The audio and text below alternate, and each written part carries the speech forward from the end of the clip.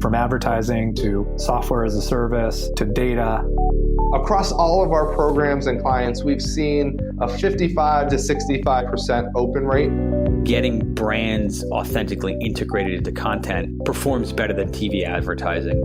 Typical lifespan of an article is about 24 to 36 hours. If we're reaching out to the right person with the right message and a clear call to action, then it's just a matter of timing. Welcome to the MarTech Podcast, and I Hear Everything production. In this podcast, you'll hear the stories of world-class marketers that use technology to drive business results and achieve career success. We'll unearth the real-world experiences of some of the brightest minds in the marketing and technology space so you can learn the tools, tips, and tricks they've learned along the way. Now here's the host of the MarTech Podcast, Benjamin Shapiro. Welcome to the MarTech Podcast. I'm your host, Benjamin Shapiro, and today we're going to discuss how you can generate more leads with inbound marketing. Joining us is Arti Sharma, who is the founder of Measure Marketing Results, Inc., which is dedicated to developing concrete, quantifiable internet marketing solutions for businesses of all types and sizes. So far this week, Arti and I have discussed inbound marketing and the approach to tying it to lead generation, and yesterday we talked about the future of content marketing. Today, we're going to wrap up our conversation talking about branding beyond your logo. All right, here's the last part of my conversation with Arti Sharma, the founder of Measure Marketing. Arti, welcome back to the MarTech Podcast. Well, thank you for having me. It's been a fun ride so far. Always a pleasure to have you on the show and excited to wrap up our conversation. So far this week, we talked about inbound marketing and how to tie it to lead gen. And a lot of that was put your content where it should be, where your customers are looking for it, have influencers sharing the benefits of your products and services, build in some nurture campaigns, and then make sure that your website and your conversion funnel is airtight. Content marketing is a big part of that. So we talked about the future of content marketing. But one thing that we didn't really focus on was this sort of amorphous thing that we all want, but don't really want to invest in. Building your brand. The impossible to calculate, the hard to know what the value is, but probably the most important thing you're going to do in marketing. So talk to me a little bit about brand building in the modern era, and how can you do that beyond just creating a great logo? What is building your brand beyond a logo? I often hear when I get into these conversations for branding, senior execs talking about it and saying, we're expecting big results from our latest rebrand, or we're expecting some really earth-shattering. And they're kind of tying that rebranding exercise or their brand building exercise to a logo or the color palette, or how does all the PowerPoints should be synchronized, signature files should be there. But I think those are important, and don't take me wrong, but in this modern era of modern marketing, where brands are much more than their logos, you'd better believe that personal brand is becoming all the more critical for people who are representing their brands, because we're in this micro content and micro economy where everything is in short bits and pieces, be it in social media or whatnot. And brand is more than that logo or the color palette. It's an emotion. So how do you elicit the right emotion from your prospects? What are some of the components that you have if you're not just thinking about, I've got a sexy logo, we paid a lot to some designer to make some marks for us, and we picked some fancy colors that look nice together? Beyond that, what are some of the things you could do to actually get that emotional response from your customers? I think you need to be very clear of who you are, what's your why as a company, as an organization, and your brand. And it is comprised of a lot of different moving parts, which can make it hard to define and create that emotion. You have to create that emotion and that relationship with your audience. And when you talk about brand, it is the power that your logo or your emotion has in the mind of its customers.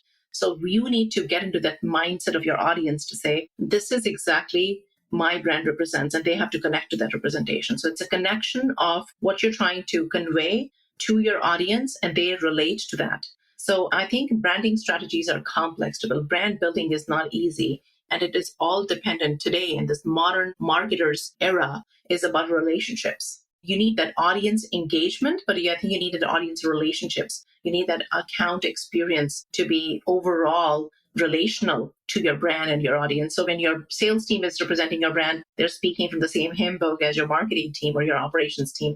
when marketing to sales handoff happens and sales to service handoff happens, your brand experience is the same through and through that journey. And I think that is exactly what branding needs to do. And that's what marketing teams should be, I think, held responsible for. And not just marketing teams. I think there's overall all the different teams that kind of, again, talking the Venn diagram, there's the three teams that need to come together is the service, delivery, and marketing and sales. And then say, okay, this is where our brand lies and this is how we represent. And it should be beyond the logo. It should be about your core values, how you're showing up in your core values, how you're showing up for things that matter to you, what kind of programs or any sort of philanthropy work that you want to do as a brand. How do you represent and show up for that in your daily actions? That's what brand is. For me, brand is beyond logo. It's beyond just your content or your messaging. It is the experience that you create on a daily basis in your actions as a company, as a team.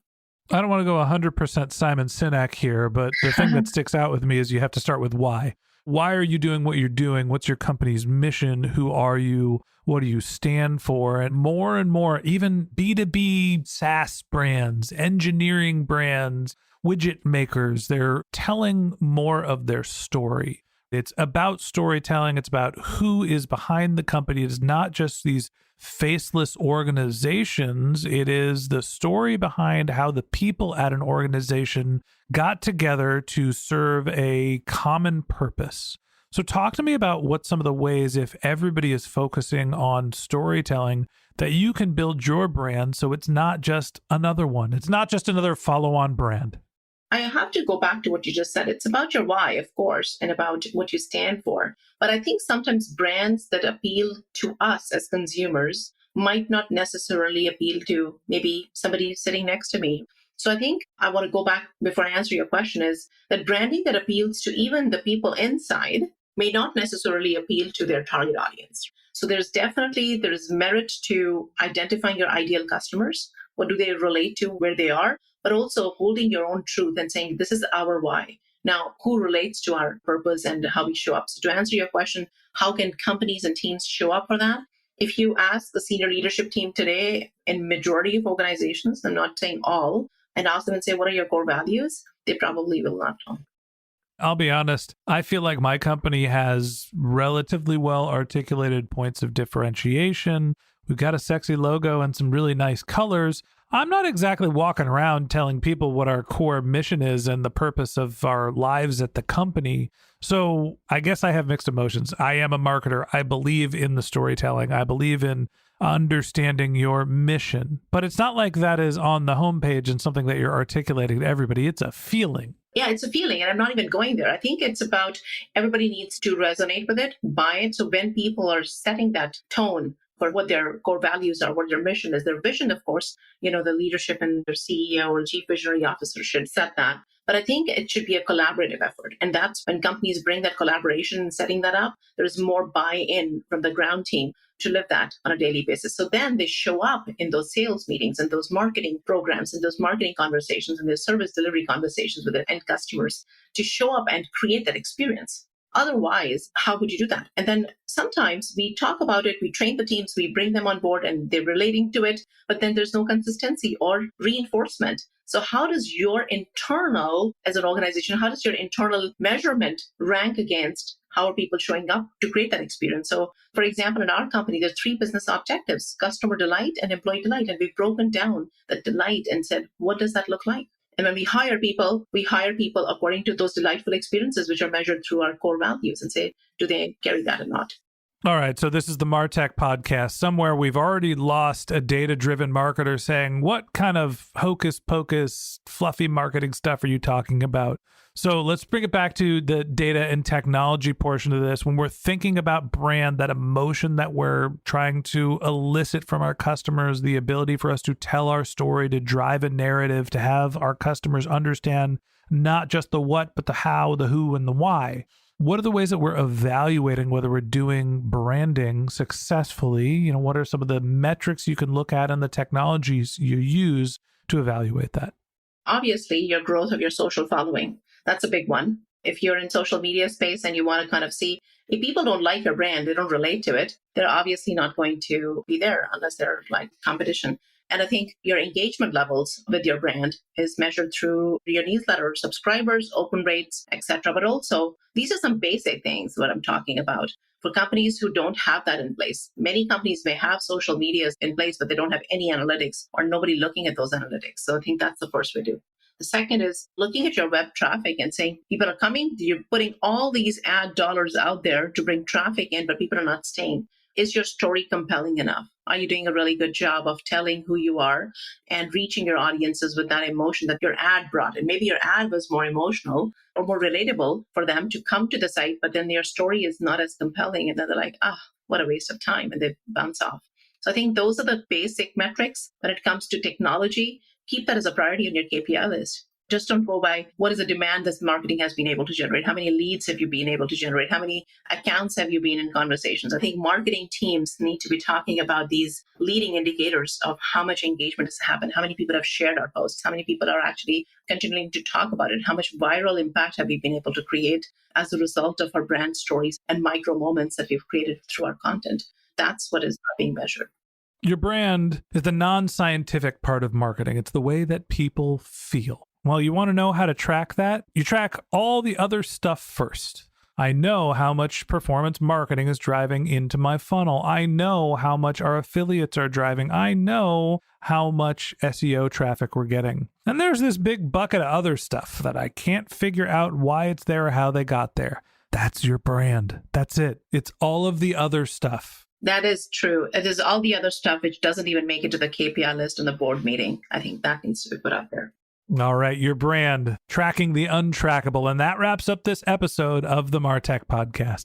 Thanks to Arti Sharma, the founder of Measure Marketing, for joining us. If you'd like to get in touch with Arti, you can find a link to her LinkedIn profile in our show notes. You can contact her on Twitter, where her handle is Arti Sharma. That's ARTISHARMA. Or you could visit her company's website, which is measuremarketing.com.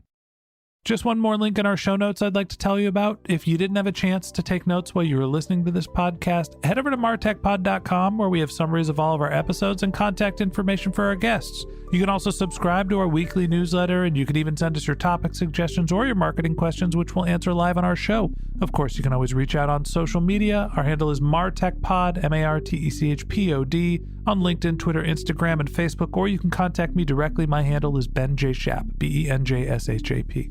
And if you haven't subscribed yet and you want a daily stream of marketing and technology knowledge in your podcast feed, we're going to publish an episode every day this year. So hit the subscribe button in your podcast app, and we'll be back in your feed tomorrow morning.